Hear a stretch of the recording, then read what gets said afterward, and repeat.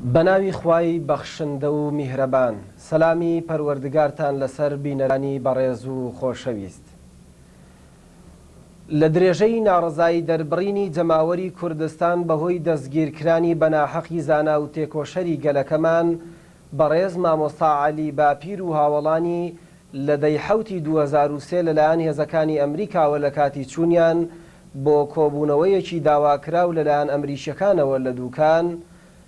سەر لە بەیانی ڕۆژی شەممە 2003 جەماوەری شاری سلێمانی و دەوروبەری ڕێپێوانێکی جەماوەری فراوانیان بە بەشداری دەیان هەزار کەس لە هەموو چین و توێژەکانی کۆمەڵی کوردەواری بە پیا و ئافرەتەوە و بە ئامادەبوونی بەڕێز مامۆستا شێخ محەممەدی بەرزنجی پێشەوای کۆمەڵی ئیسلامی و دەستەیەک لە ئەندامانی مەکتەبی سیاسی و سەرکردایەتی کۆمەڵ بەڕێوە برد. ڕێپێوانە جەماوەریەکەی شاری سلێمانی و ناوچەکانی تری سنووری پارێزگا سەرەتا لە مەڵبەندی سلێمانی کۆمەڵی ئیسلامیەوە دەستی پێکرد. پاشان جەماوەری خۆپیشاندەر بە شەقامی تویمەلیک و فولکەی کاوەی ئاسنگەر و شەقامی پیرەمێرد و بەردەرچی سەراو لەوێشەوە بە شەقامی مەولەوی و شەقامی سالمدا بەرەو بارەگای سەرەکی هاوپەیمانان بە دروشم و هوتافکێشانەوە و هەڵدانی سەدان لافیتە و ئاڵا و وێنەی جۆرا و جۆرەوە و بە درێژایی چەندان کیلۆمەتر ڕێگایان بڕی تا گەیشتنە بەردەمی بارەگای سەرەکی هاوپەیمانان. دوای گەیشتنی ئاپۆڕای دەیان هەزار کەسی جەماوەری خۆپیشاندەر بە بەردەمی بارەگای سەرەکی هاوپەیمانان لە شاری سلێمانی، سەرەتا مامۆستا محەممەد سەنگاوی لە وتەیەکی کورتی بەخێرهاتندا وێڕای داوای ئازادکرانی جەنابی مامۆستا و هاوڵانی بە ناوی جەماوەر و لە هاوپەیمانان سوپاسی بەشداری هەموو لایەکیشی کرد. پاشان بەڕێز جەنابی مامۆستا شێخ محەممەد بەرزنجی پێشەوای کۆمەڵی ئیسلامی وتەیەکی بە ناوی کۆمەڵی ئیسلامیەوە پێشکەشی جەماوەری خۆپیشان دەرکرد و تیایدا ئاماژەی بەدڵسۆزی و خەبات و خزمەتی مامۆستا عەلی باپیردا و سوپاس و تەقدیری دڵسۆزی و ماندووبوونی هەموو دڵسۆزان و جەماوەری خۆپیشاندەری کرد. دوا بەدوای ئەو یاداشنامەی جەماوەری خۆپیشاندەر لەلایەن بەڕێز کاکشوان هەورامیەوە خوێندرایەوە. لە کۆتاییدا یاداشنامەی جەماوەری خۆپیشاندەر درایە نوێنەری هاوپەیمانان و ئەوانیش بەڵێنیاندا کە هەر ئەو ڕۆژە یاداشنامەکە بگەێنە پۆڵبریمەری حاکمی مەدەنی عێراق بە مەبەستی بە دوواداچوون و وەڵامدانەوەی داواکاریەکانیان. شانی باسە چەندان کەناڵی ناوخۆیی و جیهانی پەیامنێریان ئامادەی ڕێپێوانەکە بوون و دیدار و چاوپێکەوتنیان لەگەڵ هەندێک لە بەرپرسانی کۆمەڵی ئیسلامی و بەشداربوانی ڕێپێوانەکەدا کرد. هەروەها بەشداربوونی ئەو هەموو زانایانەی ئاینی و ڕیشسپی و پیاوماقوڵان و گەنج و لاو و دایک و خوشکانەی کە بەو سۆز و پەرۆشیەوە بەشداری ڕێپێوانەکەیان کرد و جارێکی تر دوای ڕێپێوانی جەماوەری شاری هەولێر کە لە 21 حوتی 2003 بەڕێوە چوو ناڕزایی توندی خۆیان لە پاڵ داواکرانی ئازادبوونی مامۆستا عەلی باپیر و هاوڵانیدا بە جوانترین و ئاشکراترین شێوە گەیاندە هاوپەیمانان و ڕایگشتی نیشانەی وەفاداری و ئیسلام دۆستی جەماوەری کوردستانە. بۆیە لە بەرامبەردا سەرکردایەتی کۆمەڵی ئیسلامی لە ناخەوە سوپاس و تەقدیری خۆی ئاراستەی هەموو لایەک دەکات. هەروەها کۆمەڵی ئیسلامی سوپاسی خۆی ئاراستەی وەزارەتی ناوخۆی حکوومەتی هەرێم لە سلێمانی کرد سەبارەت بە ئاسانکاری و پاراستنی باری ئاسایشی ڕێپێوانەکە. ئەمە و خۆپیشاندانەکە بە ئەڵڵاهو ئەکبەر و دروشم و هوتافاتی بەرز و بەو پەڕی ئارامی و هێمنی و سەرکەوتووی و ڕێک و پێچی کۆتایی هات.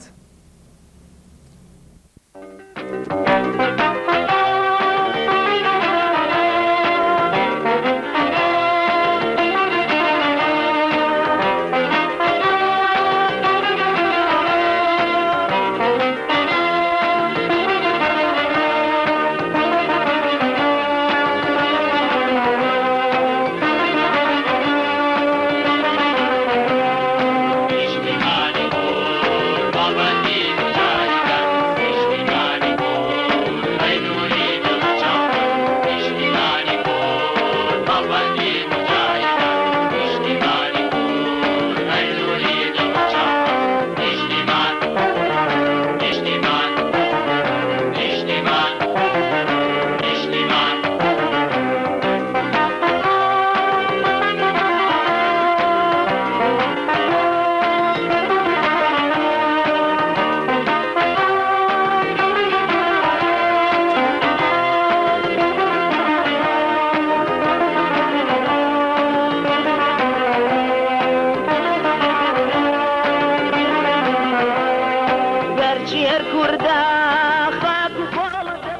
ڕێپێوانە و خرۆشانە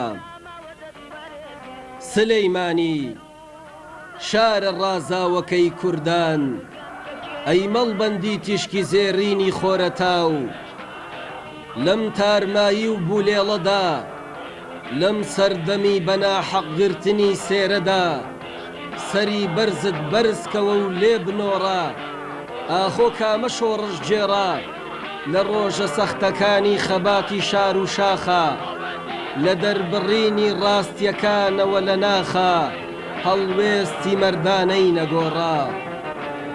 من و تۆ و هەموو کوردستان باش دەزانین کە ڕابوونی ئیسلامی کوردان ئەو ڕابوونەی لە ناو دڵی ئەم گەلەدا گەشەی کردو لە چیا سەرکەشەکان گەشەدارتر بوو خاوەنی چ قوربانی دانێکە خاوەنی چ مێژوویەکی پڕ لە شانازی و هەوڵدانێکە ئەی شارەکەی شێخی نەمر شێخەکەی تۆ و ئێمە و هەمووان چۆن کوردێکی شۆڕژجێڕ و بەوەفا بوو کاتێ داگیرکەران گرتیان لە ژیانی تەوەلا بوو بە چ جۆرێ نەبەزینی کردە مەدالیای تێکۆشان بە چ جۆرێ شانازی بەخشیە کوردان لەو ڕۆژەوە لە پێشتریش تا ئێستاکە ماف پێشێلکراو بەشخوراو بوون دڵسۆزانی ئام خاکە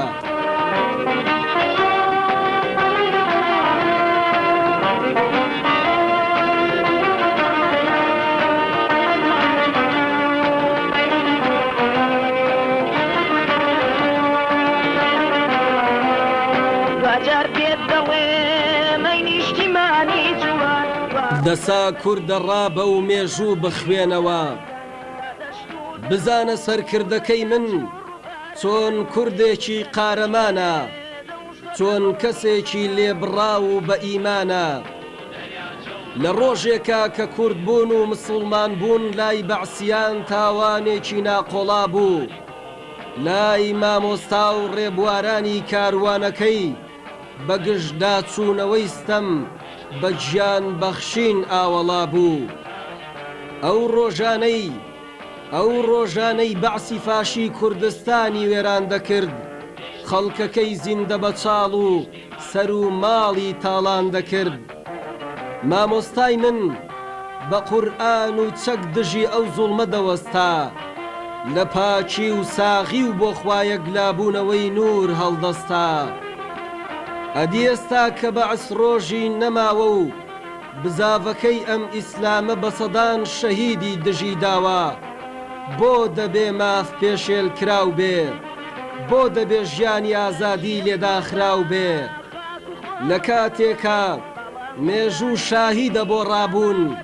کە ڕابردووی بێپەڵەیە لە دڵسۆزی بۆ خاکەکەی لە دڵسۆزی بۆ نیشتیمان و خەڵکەکەی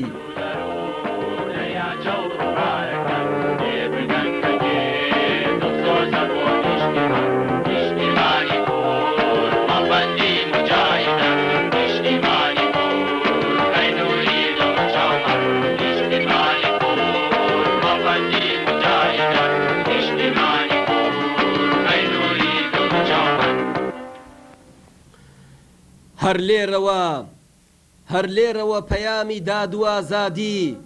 کوردە مەزلومەکەی خۆمان بەرز دەکەمەوە کە با مامۆستای سەروەرمان ئازاد بکرێ کە با چیتر هەست و شعوری ئەم گەلە لە گۆڕ نەنرێ گەرنا هەڵوێستی مەردانە پەرە دەگرێ گەرنا هەستی کوردایەتی و نیشتیمان پەروەری لای دڵسۆزان خەفە دەکرێ ئێستا کوردستان خامۆشە بەدابڕان و بەندکرانی مامۆستامان بەوەی کە هەرگیز چاوەڕێی نەدەکرد وا بەغەدر و بەناحەق دوور بخرێتەوە لە لامان بۆیە ئێستا گەورە و بچووکی ئەم خاکە پیا و ئافرەت لە زۆر لاوە لە شارەکەی سلێمانی کۆبوونەوە و بە دوای یەکا دروشمەکان دەڵێنەوە هاوار دەکەن کە مامۆستا و هاوڵانی ئازاد بکرێن کە باویست و داوای خەڵک بێ پەروا و دوور لە دادگەری لەبار نەبرێن وكساري وشيد سوق كيواني بميوارا ملا شريك للروح من ميوانا شي الزاني بمشي انا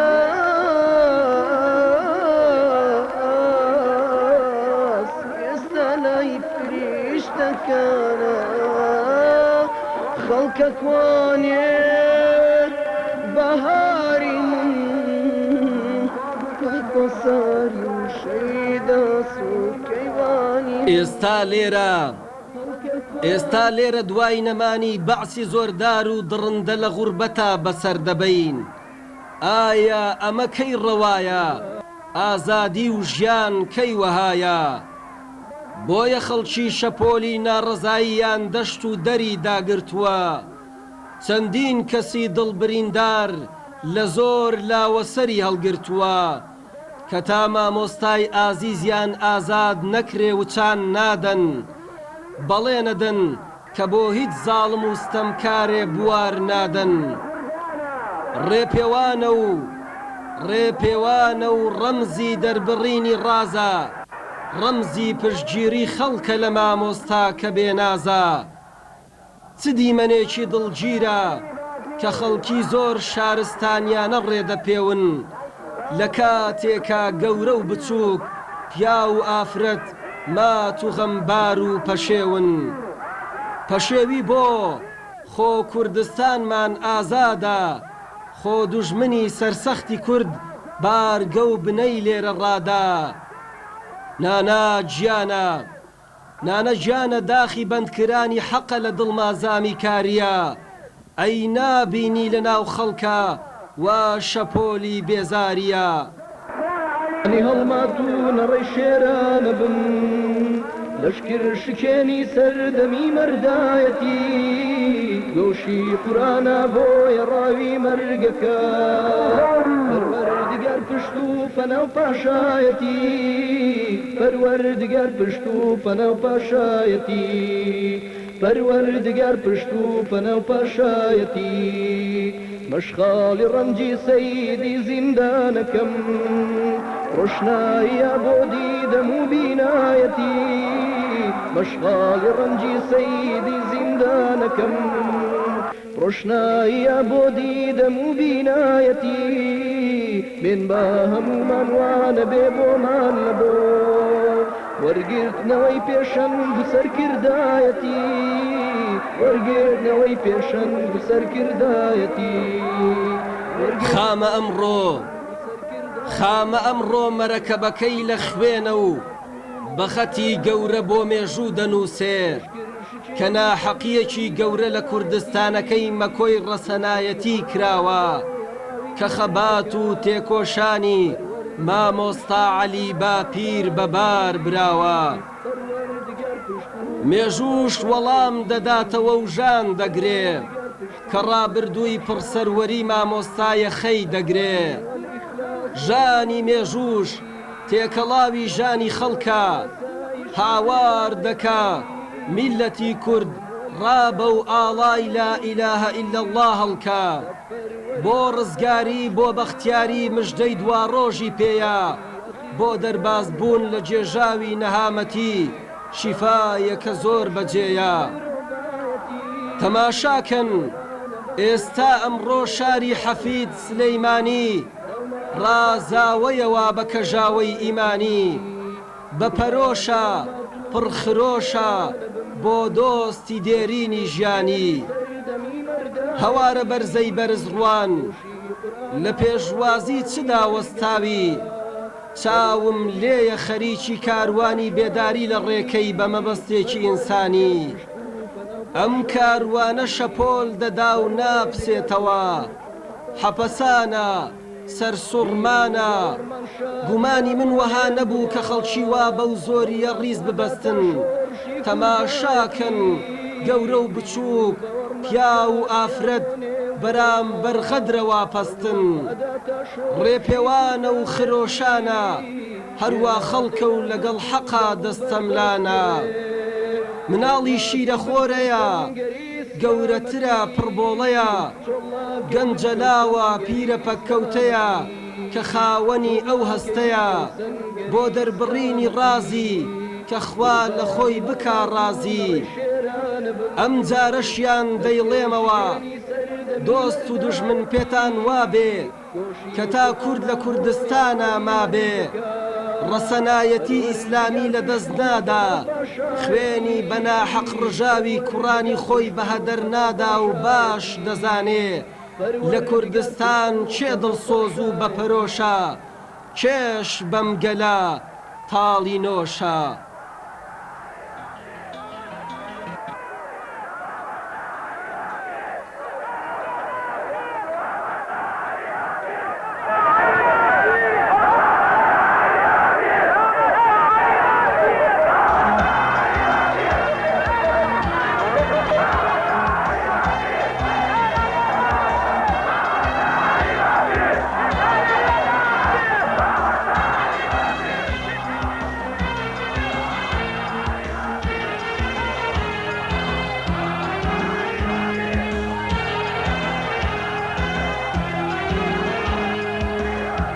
تاوی خوری خواهستانی رابون تین تاوی خوری خواهستانی رابون لأسمانی تکوشانا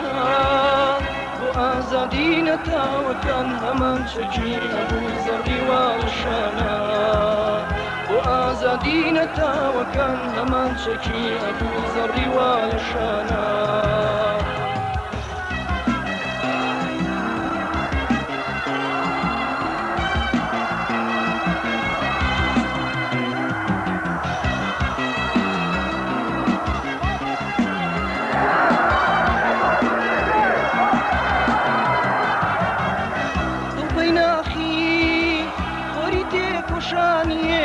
مقصد لدعای ستا دسینه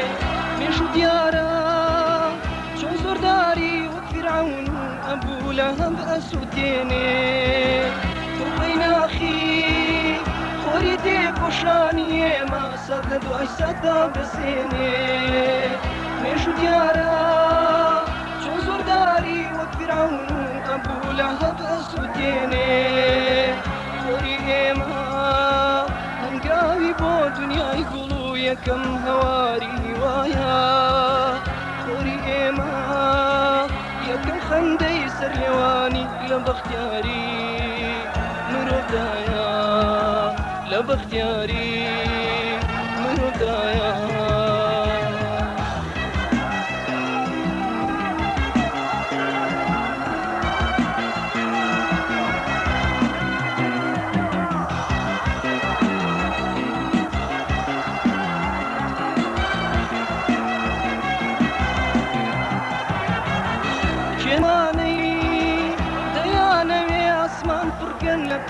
مش خورمان كن كنواني ديانا تكوشان إسلامتي سربن كن كنواني ديانا أسمان كن لتم مش خورمان كن كنواني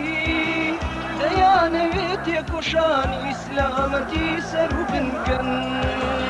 من دراود بيانا وين باڵی یەخشەپۆلی ئۆقیانوسێ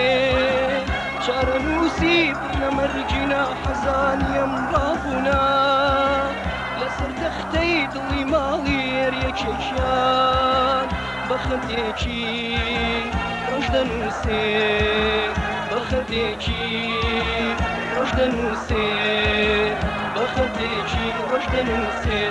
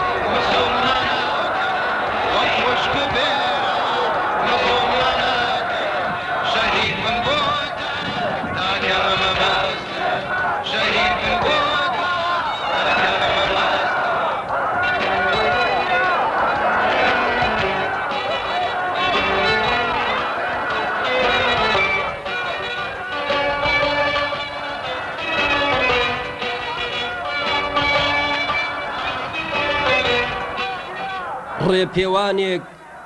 بە بەشداری شاخ و قەڵەم و بەردەنوێژ لەوێ گەر پەنجەرە هەیە تەماشاکەی تەماشاکە هەر لووتکە شاخێکت بینی بەهێمنی بانگی لێکە هەر ئەوەندە ئیتر دەنگەکە دەناسێ و پێڵاوەکەی سەر پێدەخا و چمکی کەواکەی هەڵدەکا و دڵنیا بە ماڵەکەی خۆی بەجێ دێڵێ و ئەو لووتکە دێ دەنگەکەی تۆ باش دەناسێ گەر پەنجەرە شک دەبەی لە پەنجەرەی زیندانەوە تەماشاکە هەر بە چپە ناوی لووتکەکان بهێنا هەمویان دێن هەر هەمویان دادەبەزنە شارەکان و ڕێپێوانی شاخ ساز دەکەن کە دێن شاخەکان زۆر تووڕەن دەمیان پڕە لە زایەڵە و هاوار دەکەن ئەو هاوڕێمان ئازادکەن ئێمەی شاخ ئەو باش دەناسین چەند جێگە پێی لەسەر ئێمە نەخشاندووە چەند سەنگەری لەسەر ئێمە هەڵکەندووە ئەو هاوڕێمان ئازادکەن شار پڕە لە شاخی تووڕە و پڕە لە دار بەڕووی ڕەسەن پڕە لە کانی و بەردەنوێژ لە سەنگەر و وشە و قەڵەم ئەوان هاتوون ڕێپێوانێک بۆ ناڕزایی ساز بکەن هاتوون بڵێن ئەو کێوەی ئێمە ئازادکەن ئەو هاوڕێمان ئازادکەن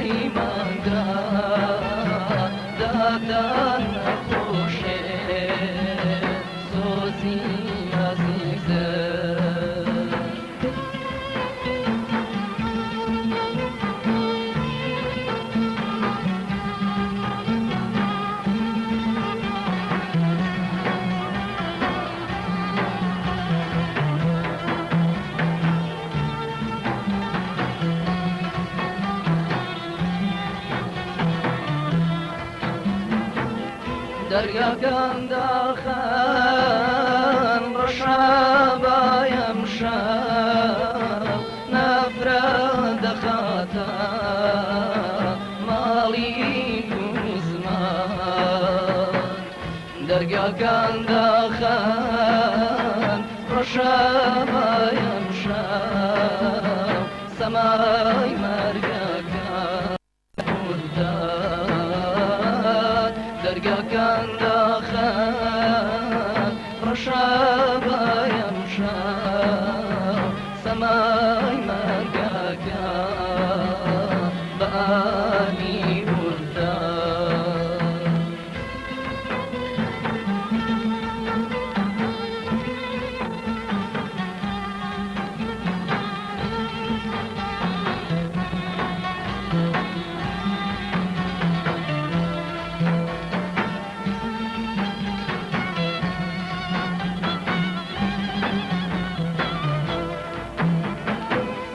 ئەسمان هاوارە بەنجارەی هەورێت داماخەناوەک ئەم شەو ڕەحیانە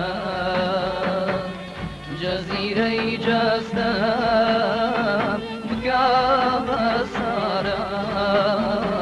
لەگەڵ تۆفانە بێتەوە سایە جزيرة جسدا بقى بسارة لقى طوفانا بيتا وسايا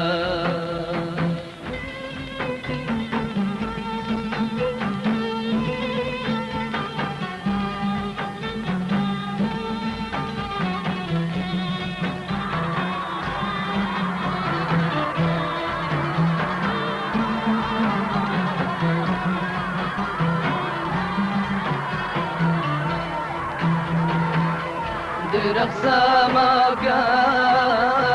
بومر جهدو دايبا شقالا دباي بومر أمدي ماني طلعي دمدما شباب كيوا دباي ديماني طلعي دمدما شباب الكيوان دبان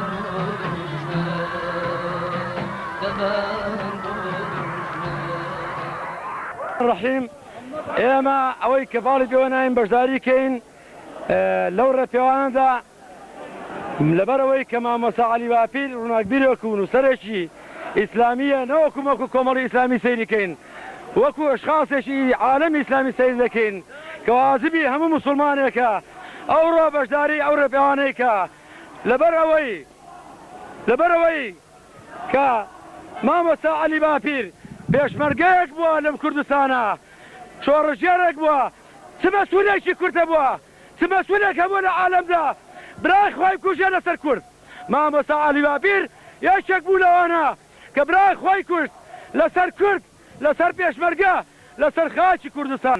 بۆیە پێویستە لەسەر هەموو مسلمانێکی کورد هەموو مسلمانێکی کورد بەشداری کا لەو ڕێپێوانەدا وەسەلام عەلەیکم وەرەحمەتوڵڵی وبەرەکاتوه. سەرەتا سوپاسانەکەم و بەخێراتنتانەکەم دیارە گرتنی مامۆستا عەلی باپیر لە چەند ڕوویەکەوە بێت تەماشای بکەیت لەلایەکەوە مامۆستا کەسێکە کە کەسێکی تێکۆشەر و کەسێکە کە قوربانی داوە و بەو شێوەیە کە دەستگیرکراوە شێوەیە کە دوور لە هەموو یاسایەکی نێودەوڵەتی دوور لە هەموو عورف و عادەتێکی نێودەوڵەتی دوور لە هەموو ئوسلوبێکی شارستانی دووهەمیش کەسێکی وا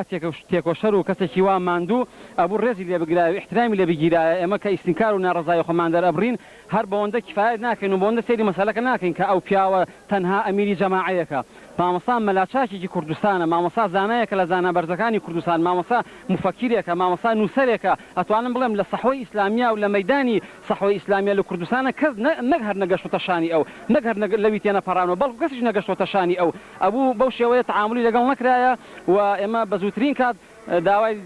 ئازادکردنی مامۆستاکەین بەبێ قەید و بەبێ مەرج و بەبێ هیچ شەرتێک لەبەرەوەی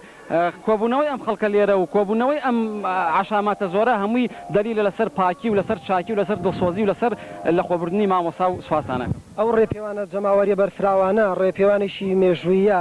ئەوە دەردەخات کە جەماوەری کوردستان بە تەواوی پێکاتەکانیەوە پشتگیری لە کۆمەڵی ئیسلامی و بەڕێز مامۆستا عەلی باپیر دەکەن ئەگەر بێت و هێزەکانی ئەمریکا بە زووی بەدەنگ ئەو داوای خەڵکی کوردستانەوە نێن ئەوە ناڕزایەکان پەرەناسێنن. بەڵێ ناڕزایەکان پەرەئاسێنن و ئێمە هیچ کاتێکیش خوازیاری ئەوەش نین ئەگەر حاڵەتێکی تونتریش بێتە ئاراوە ئەو کاتە هاوپەیمانان خۆیان لێ مەسوولن و لەبەر ئەوەی لەسەر شتێکی ناحەق لەسەر شتێکی نادروست ئەگەر بە فیک و فیتوفاکی شوێنێکی تریش مامۆستا دەستگیر کرابێ ئەبێ ئەوە بۆ خەڵکی ڕوون بکەنەوە ڕەدی اعتیباریش بۆ مامۆستا بکەنەوە ڕەدی اعتیباریش بۆ کۆمەڵی ئیسلامی بکەنەوە زۆر بە ڕێز و حورمەت و نەوازشەوە مامۆستاش بێنەوە ناو کوردستان و داوای لێبوردنیش بکەن و هەر عواقباتێکی لەمەش خراپتر کە ئەمە ڕێگەیەکی زۆر سلمی و ڕێکوپێک و شارستانی ئەگەر ڕوو بدە ئەوە ئەمریکا و هاوپەیمانەکانی لە کوردستانیش ئەوان خۆیان لیان مەسوولن و خوازیاری ئەوەشین ڕۆژێ لە ڕۆژان لەمە تونتر نەبێتەوە بەڵکو ئەمە شێوەیەکی حەزاریە و داوای تەڵەبی خۆمان بە شێوەیەکی شەرعی و قانونی ڕەفع کردووە بۆ دەسەڵاتدارانی ئەمریکا و هاوپەیمانەکانی کە مامۆستا بەبێ قەید و شەرط ئازاد بکەن و هیوای ئەوە شەخوازین لێیە. بەڕێستان دوا قسەتان بۆ ئازادکرانی مامۆستا. وەڵا دوا قسەمان هەر ئەوەیە کە دووبارەیەکەینەوە بەبێ شەرت و بەبێ مرد جناوی مامۆستا ئازاد بکەن لەبەرەوەی ئێمە کۆبوونەوەی ئەم خەڵکە لێرە و شایەتیدانی ئەم خەڵکە بە تەکبیرکردن بە مامۆستا عەلی باپیر ئەوە هەمووی شایەتیەکی عیانیە و شایەتیەکە کە لەسەر پاکی و چاکی و ڕاستی مامۆستا کە ئیتر شایستە نییە لەوە زیاتر ناڕەحەت بکرێ بۆ شێوەیە لە زیندانە بهێڵدرێتەوە بەڵکو بێ دەست بەجێ ئازاد بکرێ. مامۆستا عەلی باپیر دوو حەقی لەسەر ئێمە یەکەم وەکو داعیەکی ئەو دینە دووەم وەکو ئەوەی کە سەرکردەیەکی کووردە ئێمە پێویستە بە پێی توانە ئەوەی کە لە توانامان نابێ هەوڵی بۆ بدەین بۆ ئازادکردنی ئینشاءڵڵا ئازادیشە بێت. چ شوێنەوەکەوە هاتووی چۆن ناڕزایی خۆت دەردەبڕی؟ وەڵایی ناڕزایی خۆم دەرەبڕم بەوەی کە مامۆستا عەلی باپیر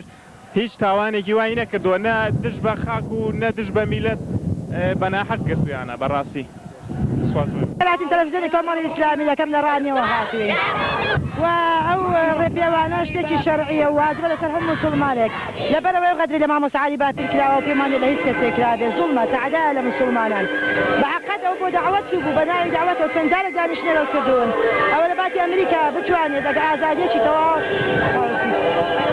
يعني زرتاوري ما ذاك قاعد توا بينات نقلتني ما مصعالي بات ما مصعالي بات كمالي إسلامي ذاك كمالي إسلامي مسلمانە جوایە لە بۆ خۆمان لە مێژووی دەزاری لە منداڵی بێکە زۆرە بووین خۆی ئەم گرتنە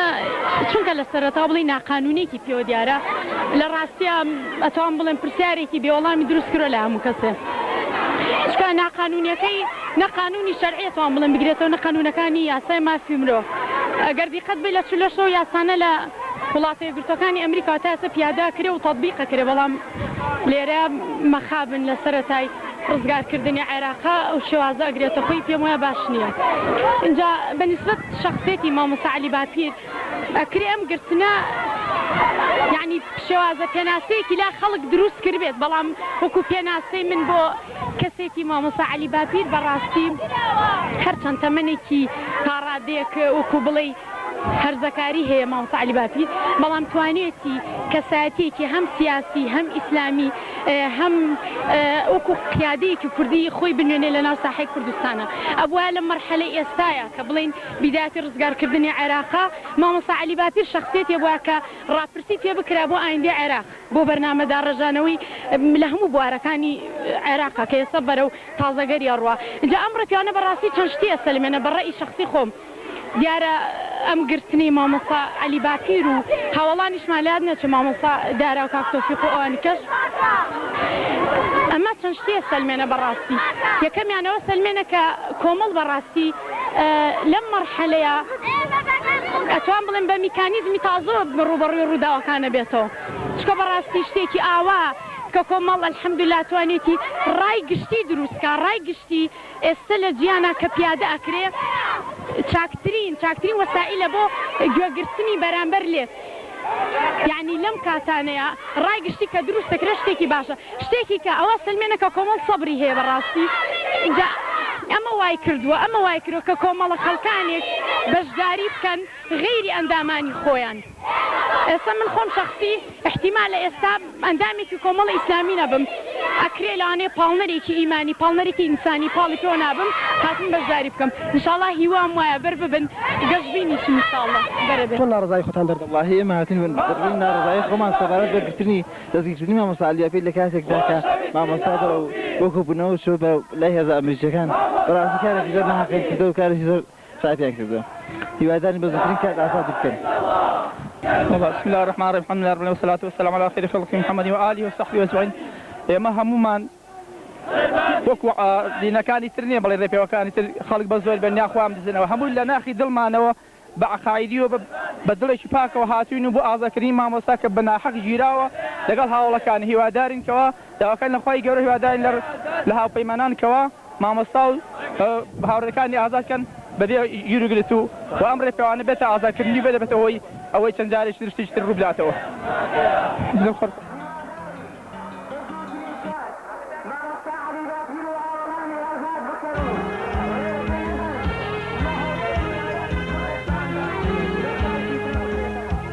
تاوی خۆری خواویستانی ڕابوون تین و تاوی خۆری خواویستانی ڕابوون لە ئاسمانی تێکوشانە بۆ ئازادی نەتاوەکان هەمان جەژی هەبوو زەوی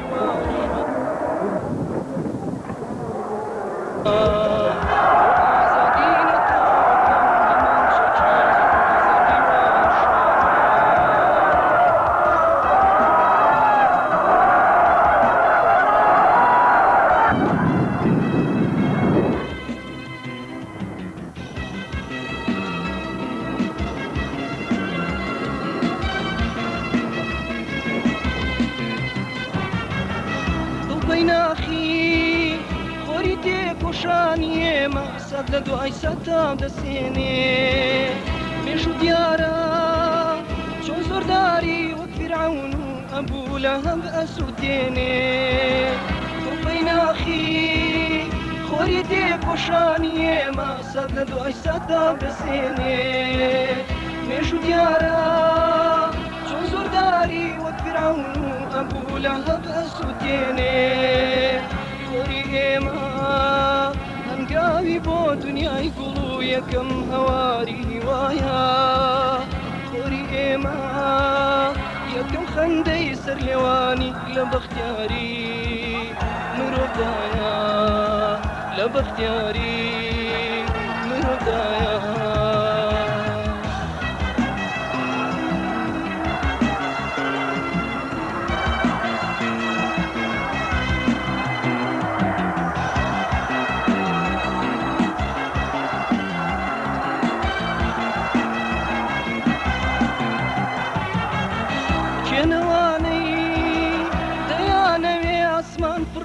لە تەمومش خۆرمانکەن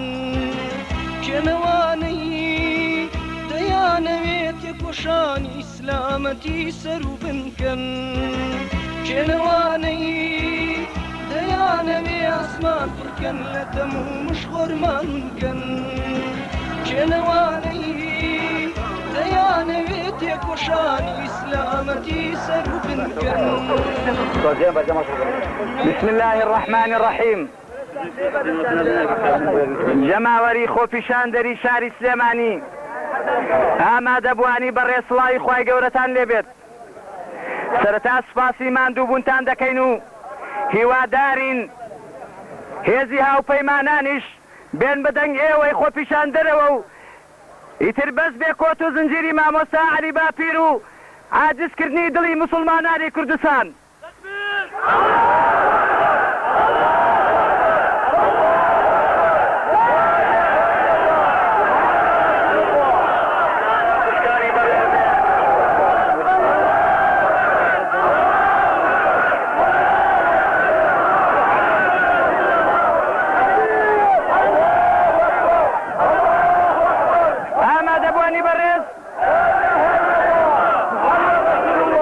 ئامادەبوانی بەڕێز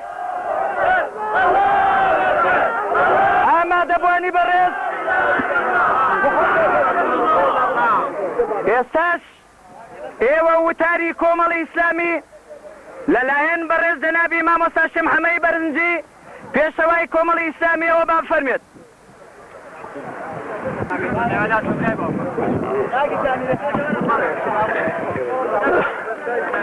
الله الرحمن الرحيم.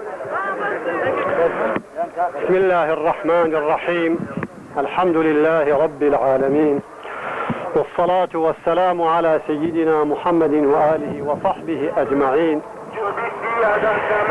سلامي خوا بو همو پیغمبران لآدم و تا خاتم، هروها بو آل و أصحابي پیغمبر و علماء أعلام، بو همو او کسانی که لپیناوی خدمت اسلام و ملتیانا زحمتیان کشاوه. جماوری مسلمانی کردستان، بتایبەتی جەماوەری دانیشتووی شاری سلێمانی و هەروەها دەوروبەری سلێمانی، ئەم ڕێپێوانە و ئامادەبوونتان دیارە هەموو نیەتان ڕەزامەندی خوایە و هەروەها خزمەتی ئاینی ئیسلام و خزمەتی گەلی کوردستانی مسلمانە. من نامەوێت لەم وتارە زۆر قسە بکەم، بەڵکو چەند جوملەیەک و چەند مەبەستێکتان بۆ باسەکەم. یەکەم، برای بەڕێزم مامۆستا عەلی باپیر لە ساڵی 1980ەوە کە بە یەکتر ئاشنا بووین، گوێبیستی یادداشتنامەی ڕێپێوانی ئازادکردنی مامۆستا هەواڵانی برد. جا لەبەر ئەوەی کەس گەرمە و زەحمەتتان نەدەم، وەکو پێم وتن چەند مەبەستێکتان باس بۆ دەکەم. برای بەڕێزم مامۆستا عەلی باپیر لە ساڵی 1980ەوە ئەمن پێی ئاشنا بووم، ئەو بە من ئاشنا بووە. لەو کاتەوە تا ئێستا دەبێتە 22 ساڵ. لە فترەی ئەم 22 ساڵەدا پێکەوە خزمەتی ئیسلامەتیمان کردووە بە دەرەجەی یەکەم و دە خزمەتی میلەتەکەمان مەبەست بووە بە دەرەجەی دووهەم، چونکە خزمەتی میلەتی مسلمان بەشێکە لە ئیسلامەتی ئینسانی مسلمان. جا تا 1984 کاری مەحرەمانەمان کردووە بۆ ئیسلام و بۆ میلەتەکەمان، چونکە ڕژێمی بەعز دیکتاتۆری و زوڵمەکەی گەیشت بۆ حەدێک هەم کەس بیتوانایە بە ئاشکرا بۆ ئیسلام یا بۆ میلەتەکەی ئیشی بکردایە. لە ساڵی 1984ەوە دەستمان کرد بە کاری پێشمەرگایەتی لەلایەکەوە بۆ خزمەتی ئیسلام، لە هەمان کاتا بۆ خزمەتی میلەتی کوردی مسلمان. شان بەشانی لایەنە ئۆپۆزۆزەکانی عێراقی بەگشتی و لایەنە تێکۆشەرە نیشتمان پەرۆرەکانی کوردستان بە تایبەتی خزمەتی ئەم دینە و ئەم میلەتەمان بە یەکەوە کردووە. ساڵی 1984ەوە چەکداری ئێمە دەستی پێکرد لە کەژەکانی کوردستانەوە شان بەشانی لایەنە کوردستانیەکان. لە 84ەوە تا ساڵی 1987 ناوی حیزبەکەمان یا بڵێم بزوتنەوەکەمان بزوتنەوەی پەیوەندی ڕابەتەی بزوتنەوەی پەیوەندی کوردستانی عێراق بوو. لە ساڵی 1987 کۆمەڵە لە عولەمایان و زەحمەتکێشان و تێکۆشەرانی ئیسلامی و کوردەواری ئەوانیش لە ئەنجامی تەظاهورەیە دژی حیزبی بەعسی دیکتاتۆر هاتنە ناو ئەو حیزبەی ئێمەوە، بەڵام حیزبەکەمان لە بزوتنەوەی پەیوەندی و ناونا بزوتنەوەی ئیسلامی کوردستان. لە ساڵی 1997ەوە تاوەکو 2000 حیزبەکەمان بەو ناوە بوو. پاشان کۆمەڵەتر لە ئیسلامی نازەی ئیسلامی پەیوەندی کرد، تێکەڵ بووین بەیەکەوە، ناومان نا بزوتنەوەی یەکبوونی ئیسلامی کوردستانی عێراق. تاوەکو ساڵێک لەسەر ئەم مەسەلەیە بەردەوام بووین. پاشان کۆنگرەیەکمان بەست بۆ ئەوەی کەوا سەر لە نوێچینەوە بە حیزبەکەمانە. کۆنگرەکەمان هەموو لایەنە کوردستانیەکان بەشداریان کرد بەڵام بەداخەوە دوو جەماعەتی تر لە کۆمەڵەکە جیابوونەوە بزوتنەوەی ئیسلامی دروست بوو ئەمجا کۆمەڵی ئیسلامی دروست بوو کۆمەڵێکیش کە بە هیچ لایەکمان ڕازی نەبوون ئەوانیش دروست بوون جەماعەتێکی تر بەڵام لە ساڵی 2000ەوە تا ئێستا کۆمەڵی ئیسلامی لە سەراسەری کوردستانە هیچ نقطەیەکی سەلبی وەکو پێشووی نەبووە هەر لە پێشەوە نقطەی سەلبی نەبووە دووبارە لەو کاتیشەوە تا ئاگاتە ئێستا نقطەی سەلبی نەبووە لەگەڵ هەموو لایەنە معارضەکانی عێراقا دۆسایەتی و هاوپەیمانی و هاوکاری بۆ بەتایبەت لەگەڵ لایەنە کوردستانیەکانە پاشان ئێمەی کۆمەڵی ئیسلامی و جوڵانەوەی ئیسلامیایی و ئیسلامیەکانی کوردستان بە هەموو باڵەکانیەوە و پەڕی برایەتیمان بۆ لەگەڵ یەک و لەگەڵ حیزبە کۆشەرەکانی کوردستان بە تایبەتی لەگەڵ لایەنە معارضەکانی عێراقی بەگشتی خۆشبەختانە ئەمساڵ بۆ ماوەی 110 ڕۆژێکە عێراق لە ڕژێمی حیزبی بەعەز ڕزگاری بووە ئێمەش کە کۆمەڵی ئیسلامین بە عولەمای کوردستانەوە بە هەموو نوێ سەنگەکانیەوە بە پێشمەرگە و ڕێکخرا و جەماوەریەوە شان بە شانی معارضەی عێراقی ئێمەش پێخۆشحاڵی خۆمان دەربڕیوە بۆ ئازادی میلەتی عێراق بۆ ئازادی میلەتی کورد بە تایبەتی و ئێمە بە تەما بووین و بە تەمایشین لە دام و دەستگای عێراق بەگشتی و لە دام و دەستگای کوردستان بە تایبەتی دوو جار خاوەنی حەقین یەکەم ئێمە بۆ ماوەی 35 ساڵە لە ژێرەوە تاوەکو ساڵی 1984 کاری ئەعلامی و تەبلیغاتی و تەنزیمی و دەعەوی و بانگوازی و حتا لە وتاری جمعەکانمانە دژی ئەو ڕژێمە دیکتاتۆریە بووین وەکو پێم وتن لە پێشە لە ساڵی 1984ەوە بە چەکداری شان بە شانی لایەنە کوردستانیەکان و لایەنە تێکۆشەرەکانی عێراقی دژی حیزبی بەعەز بووین و ئێمە لە مەلەفی خۆمانە لە تاریخی خۆمانە ئیسلامی کوردستان بەرابەر بە میلەتەکەمان وەکو ساڵەهای ساڵە عولەمای دین ئیسلامی مسلمانانی کوردستان هەمیشە شان بە شانی میلەتەکەمان هەوڵمانداوە بۆ سەرفەرازی دنیا و قیامەتی میلەتەکەمان لەبەرەوە بە ئێوەی مسلمانی ڕادەگەیەنین ئەی جەماوەری وەستا و زەحمەتکێشانی ئەم ڕاپێمانە و ئەم تەظاهورەیە هەمومان لای پەروەردگارەوە سەواب و ئەجرمان بۆ نووسراوە و مەلایکەکان لە پێشمانەوەن و ئێستا بەسەری سەرمانەوە وەستاون لێرەدا من دوو مەطلەب ئەساسی داوا دەکەم لەوانەیە کە دەستێنە ڕوارە ئێستا لە عێراقا چ لایەنە عێراقیەکان چ لایەنی هاوپەیمانان کە هاتوون ئێمەیان لە تنگی حیزبی بەعەز ڕزگار کردووە مەطلەبی یەکەم ئەوەیە کە بە حەقیقەت دەبێت هەمیشە کەسێک کە زەحمەتی کێشاوە جیهاد و نیزال و خەباتی کردووە چاوێ بە چاوێکی بەرزەوە تەماشا بکرێت لە حکومڕانی ئایندەی عێراقا ئێمەی کۆمەڵی ئیسلامی وەرە ئیسلامیەکانی کوردستان دەبێت بە دوو دەرەجە ڕێز بگیرێت لەمان و ماف و بەشمان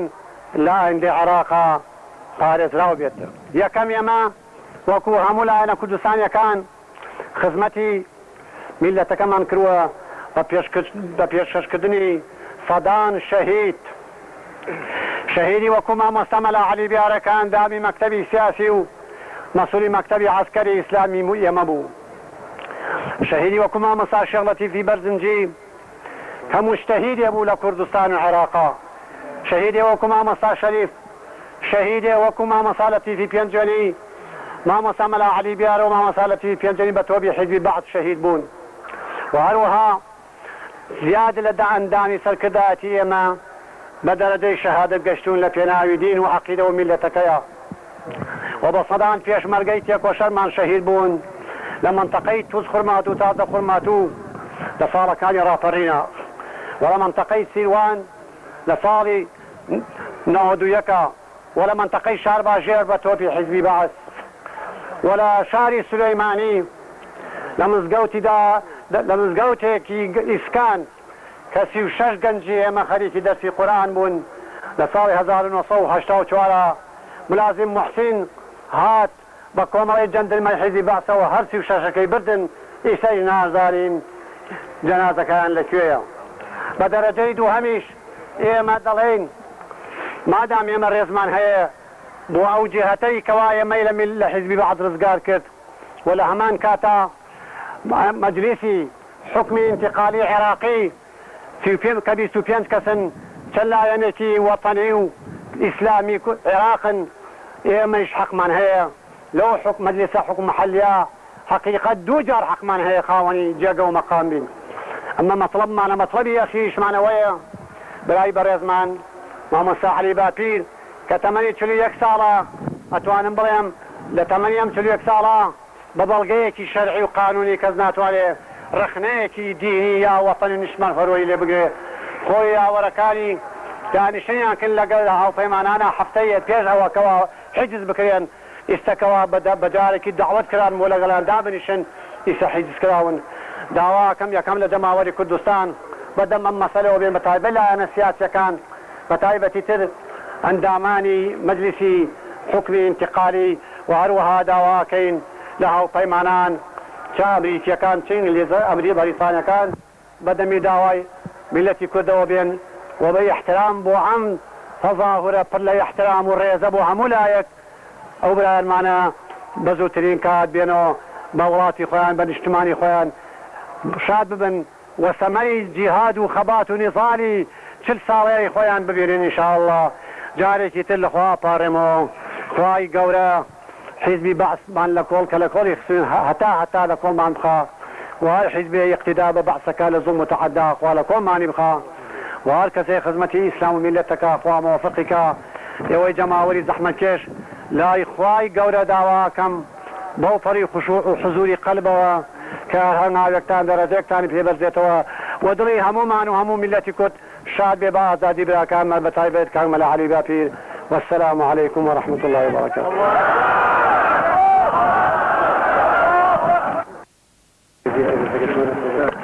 سڵاو لە هاوڵاتیانی خۆشەویستی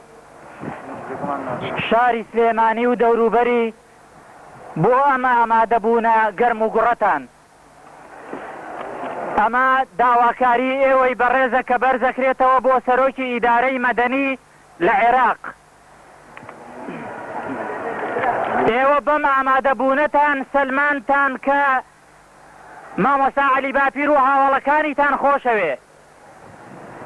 لە پاش تەواوبوونی ئەم یادداشتنامەیەتان بۆ ئەوەی مۆر و ئیمزای ڕۆحی و مەعنەوی ئێوەی پێوە بێت بە دەنگی تەکبیری بەرزتان تەئیدی داواکاریەکانی خۆتان بکەن.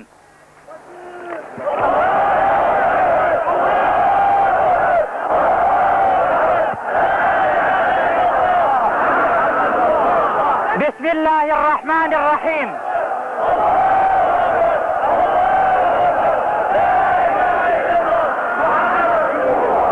بسم الله الرحمن الرحيم. بۆ پۆل بریمەر سەرۆکی ئیدارەی مەدەنی لە عێراق ئێمەی جەماوەری پارێزگای سلێمانی بەگشتی و شاری هەڵمەت و قوربانی بە تایبەتی کە ڕۆژانێکی سەختمان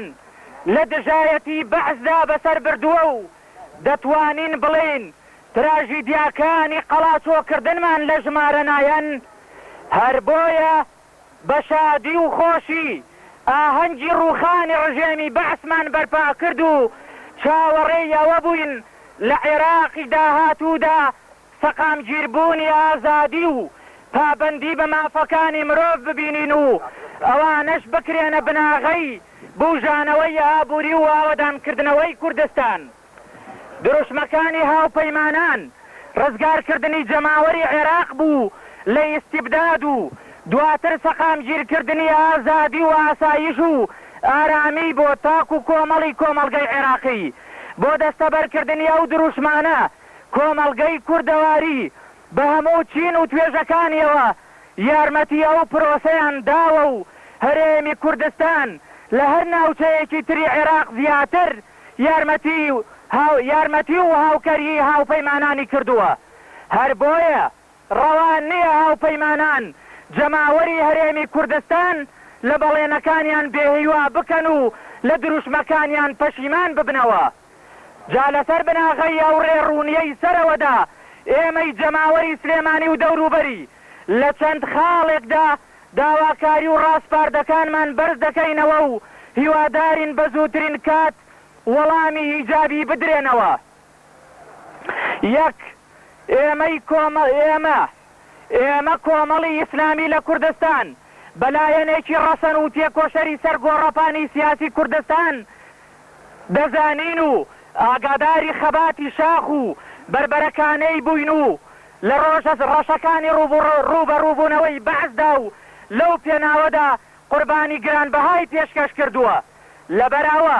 گرتن و پاڵە پەستۆ بۆ سەرا و لایەنە بە تاڵترین ئەزمموی پاش ڕووخانی ڕژێمی بەعز دەزانین و هەموو دروشمەکانی هاوپەیمانانی خستوەتە ژێر پرسیارەوە. دوو، دەستگیرکردنی سەرکردەی ناوداری گەلەکەمان بەڕێز مامۆستا عەلی باپیر کە لە گۆڕەپانی چەک و قەڵەمدا یەکێک بووە لە کۆسپەکانی بەردەم پرۆسەی نەگریسی بەعسیزم لە کوردستان و عێراقدا مەحکوم دەکەین. ڕۆژی گرتنی ئەو سەرکردەیە ڕۆژی ماتەمی نییە بۆ لە بارچوونی ئازادی ڕاستەقینە. سێ، مامۆستا عەلی باپیر شایستەی پاداشت و ڕێزلێنان و بەرزنرخاندنی هەڵوێستەکانیەتی هەر بۆیە ئێمەی پێکهاتەی سیاسی و کۆمەڵایەتی سەرجەم سنووری پارێزگای سلێمانی داوای ئازادکردنی مامۆستای سەرکردە و هاوڵەکانی دەکەین. چوار، هەرێمی کوردستان هەرێمێکی هێمن و ئارام بووە و تێکۆشەران ویستویانە هەروە بمێنێتەوە. یەکێک لەوانە مامۆستا عەلی باپیر هەوێنی برایەتی و ئارامی و پێکەوە ژیان بووە. لەبەراوە تێکدانی ئەو بارودۆخە و دروستکردنی قەیران نە لە بەرژەوەندی هاوپەیمانانە و نە خزمەتە بە هەرێمەکە. پێنج، ئەگەر هاوپەیمانان دەیانەوێت یارمەتی عێراقیەکان بدەن و وڵاتەکەمان لە ئیستیبدادەوە بگوێزنەوە بۆ ئازادی، پێویستە بە زووترین کات دەست لەم کارە ناشایستانە هەڵبگرن و هەستی جەماوەر بریندار نەکەن، چونکە مێژووی عێراق بەلانکەی ژیانی مرۆڤایەتی ناسراوە و سەدان سوپا و داگیرکردن و حکمڕانی بینیوە. بەڵام هەر ئەوان نەتوانیویانە دۆستایەتی عێراقیەکان بۆ خۆیان مەسۆگەر بکەن کە یارمەتیان داوە بۆ لابردنی ستەم. بە پێچەوانەوە هیچ لەشکر و دەسەڵاتدارێکی تر بۆ هەمیشە نەیتوانیوە بە زۆر ئەم هەرێمە کۆنتڕۆڵ بکات. هەر بۆیە زۆر بە ئارامی و دۆستانە ئەو داواکاری و ڕاستپاردانەی سەرەوە دووپات دەکەینەوە و هیوادارین بە زووترین کات مامۆستا عەلی باپیر و هاوڵانی ئازاد بکەن و ڕێگە نەدەن لە هەرێمی ئارامی کوردستاندا دەرگای فیتنە بکرێتەوە، چونکە ئێمە دڵنیاین سەرکردە و سەرکردایەتی و ئەندامانی کۆمەڵی ئیسلامی نە لە ئێستا و نە لە داهاتوودا نایانەوێت ئەم هەرێمە قەیرانی تێدا دروست ببێت و ئێمە شاهیدی قوربانیەکانی ئەم لایەنەین کە لە پێناوی پاراستنی یەکڕیزی کۆمەڵگەی کوردەواریدا داویانە بە تایبەتی لە چەند مانگی ڕابردوودا. زۆر سپاس جەماوەری شاری سلێمانی و دەوروبەری 2 ئابی 2003 زاینی.